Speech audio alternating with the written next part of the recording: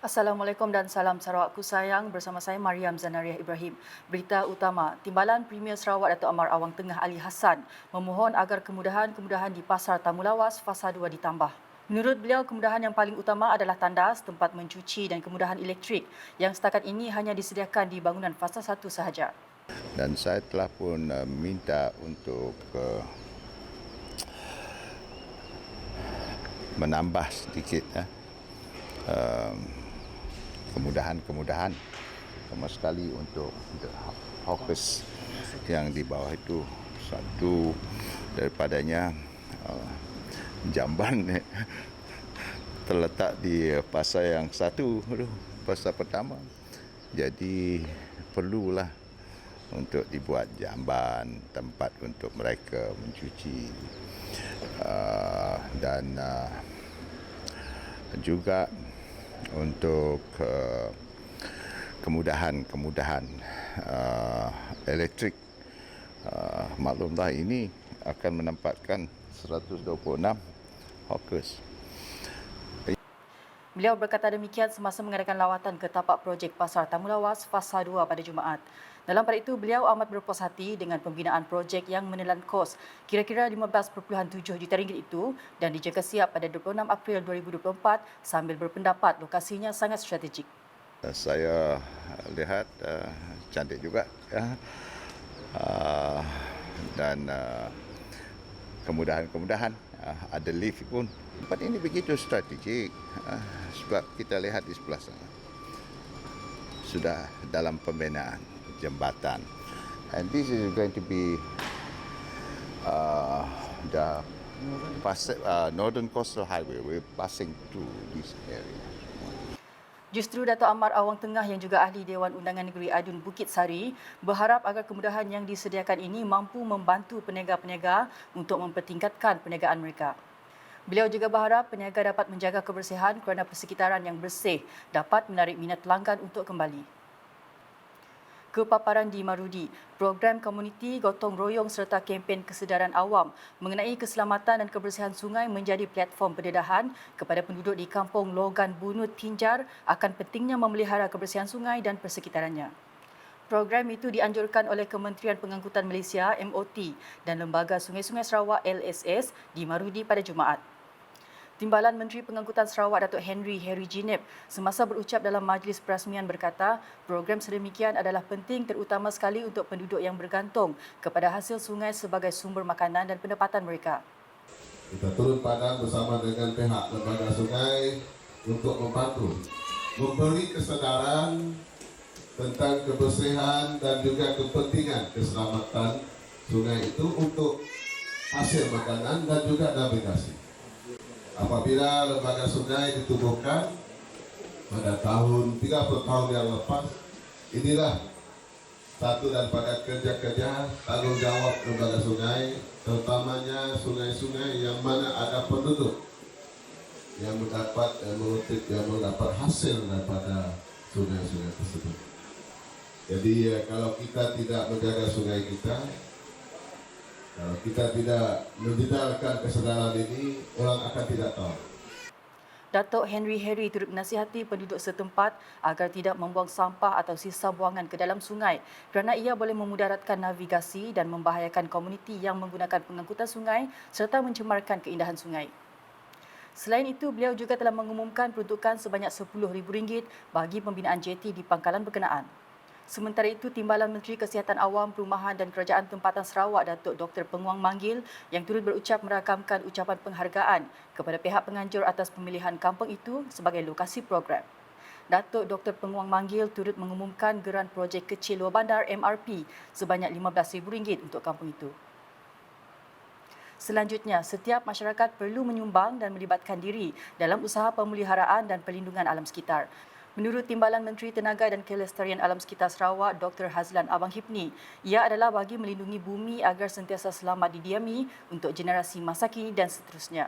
Malaysia sudah pun sedar betapa pentingnya untuk kita memastikan kelestarian alam sekitar kita dijaga dengan baik dan sebaik-baiknya melalui beberapa strategi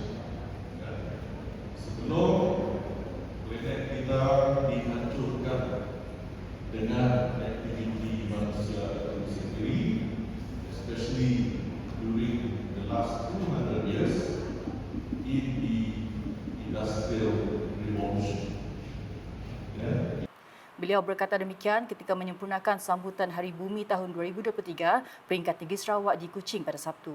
Tambah Dr. Hazlan, sambutan Hari Bumi yang diraikan setiap 22 April di seluruh dunia adalah untuk menandakan komitmen manusia dalam meningkatkan tanggungjawab masing-masing sekaligus bertindak mengurangkan pencemaran alam sekitar. Dalam program sama, beliau turut menyempurnakan majlis penyampaian hadiah pertandingan Reka Cipta dari bahan buangan kepada para pemenang dan mengadakan lawatan ke tapak pameran. Untuk rekod sambutan Hari Bumi tahun 2023 yang bertemakan Invest in Our Planet kali ini turut melibatkan golongan istimewa daripada beberapa pusat penjagaan orang kurang upaya OKU menerusi pertandingan Reka Cipta berkenaan. Manakala di Sibu, kerajaan komited dalam memperkasakan profesyen penolong pegawai perubatan seiring dengan perkembangan dan kemajuan dunia. Timbalan Menteri Kesihatan Awam, Perumahan dan Kerajaan Tempatan Michael Tiang Mingti berkata, penolong pegawai perubatan perlu mengambil langkah yang sewajarnya untuk memperkasakan lagi profesyen mereka seiring dengan perkembangan semasa. Jelasnya teknologi perubatan dan kesihatan hari ini semakin pesat dan canggih dari segi penggunaan teknologi baru, ubat-ubatan moden, pendekatan rawatan lebih maju dan sebagainya. Beliau berkata demikian semasa berucap pada Malam Gala Hari Pembantu Perubatan 2023 peringkat Negeri Sarawak di Sibu pada Jumaat. Dalam pada itu, beliau berkata ilmu dan kemahiran perlu ditingkatkan dan tindakan perlu lebih dinamik serta pendekatan perlu lebih berkesan untuk meningkatkan mutu perkhidmatan. Michael Tiang yang juga adun pelawan juga berharap agar penolong pegawai perubatan mencurah bakti kepada masyarakat pada setiap masa tanpa tidak mengira di mana mereka bertugas. Bersesuaian dengan tema sambutan pada tahun ini iaitu Bakti Mulia, Profesyen Diperkasa, Masyarakat Sejahtera. Beliau menyeru kepada semua petugas untuk terus mencurahkan bakti yang mulia kepada masyarakat pada setiap masa. Di Kanowit pula, perpaduan yang kukuh dapat membantu menjamin pembangunan berterusan di sesuatu kawasan. Demikian menurut Adun Macan Alan Siden Gramong. Katanya kerajaan sedia ada bertanggungjawab menjaga kepentingan serta menjaga kebajikan semua kaum bagi memastikan perpaduan serta keharmonian semua kaum dipertahankan sekaligus proses pembangunan dapat dilaksana tanpa halangan. Dalam hal ini, beliau menyeru semua rakyat di negeri ini agar meneruskan perpaduan dan keharmonian berbilang kaum bagi mengekalkan kesejahteraan dan kemakmuran di samping pelaksanaan pembangunan yang berterusan daripada kerajaan. Beliau berkata demikian semasa menyempurnakan Majlis Jamuan Hari Jadi Tokong Fungkung ke-16 di Kanowit pada Jumaat. Sementara itu, Adun Ngemah Anyi Jana yang turut hadir memuji kepimpinan Premier Sarawak, Datuk Pantinggi Tan Sri Dr. Abang Abdul Rahman Zuhari Tun Datuk Mopeng yang jelas memberi keutamaan kepada semua kaum di negeri ini melalui penubuhan unit hal ehwal agama-agama lain Unifor. Menurut beliau, tiada alasan untuk rakyat negeri ini tidak mempraktikkan semangat perpaduan yang jitu dalam kehidupan kerana nilai tersebut sudah lama terjalin dalam budaya kehidupan di negara ini. Pada majlis itu, Alan dan Anyi turut menyampaikan sumbangan angpau kepada warga emas dan bersama-sama penduduk kaum Cina di Tokong itu menikmati jamuan makan tengah hari. Sedikit laporan sukan. Sarawak mampu melahirkan bintang dalam sukan tinju menurut Presiden Persekutuan Tinju Malaysia Datuk Muhammad Iran Zulkifli. Katanya Sarawak mempunyai ramai petinju muda dan berbakat yang berpotensi menyinar satu hari kelak. Saya lihat prestasi terutama yang berumur 17 dan 18 ni.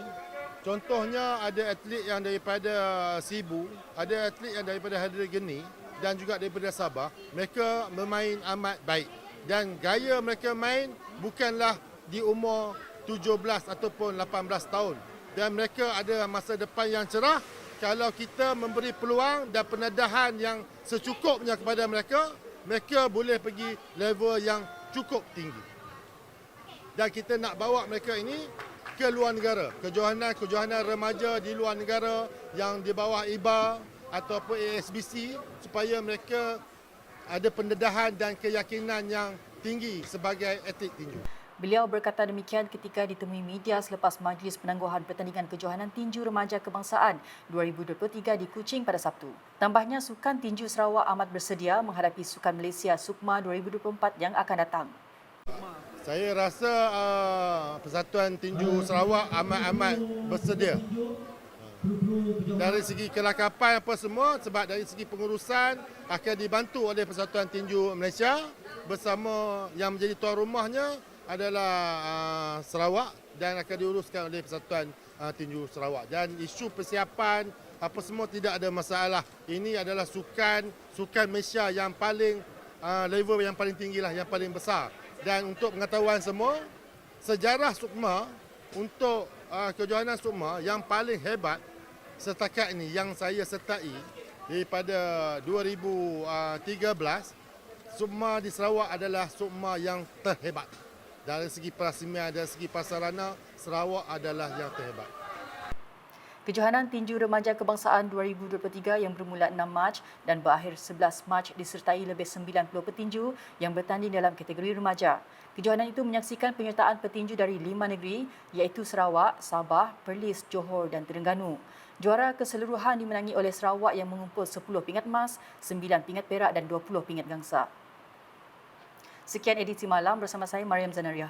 Berita lebih lanjut boleh didapati di semua platform media sosial UKAS termasuk portal UKAS Sarawak Radio, Video.my dan UKAS channel di YouTube.